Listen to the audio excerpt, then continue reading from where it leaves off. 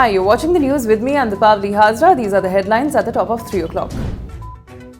There's no relief yet for P. Chidambaram from the Supreme Court in his plea seeking interim protection in the INX media case. The CJI was to hear Chidambaram's plea but could not as the 5-judge Constitution bench assembled to hear the Ayodhya matter. Meanwhile, the ED and CBI have filed caveats in the Supreme Court in the petition filed by P. Chidambaram seeking protection from arrest. The Congress has called the CBI and ED chase of Chidambaram a case of persecution and not prosecution.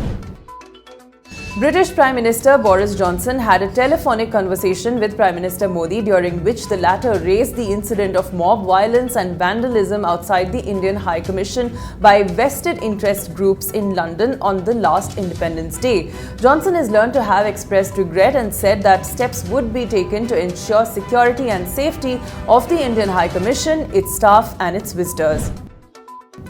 A day after dialing Prime Minister Modi and Pakistan Prime Minister Imran Khan, US President Donald Trump said that he would be happy to help try and calm the situation in Kashmir.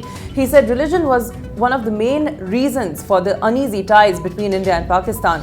Donald Trump, who has previously indicated his willingness to mediate, said he will raise the Kashmir matter with Prime Minister Modi when the two meet on the sidelines of the G7 summit.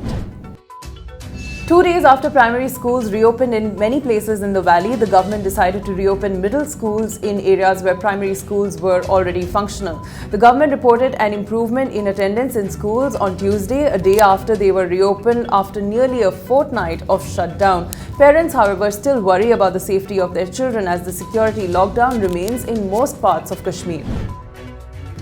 And 3 people have died after the helicopter that they were travelling in crashed in Uttarakhand.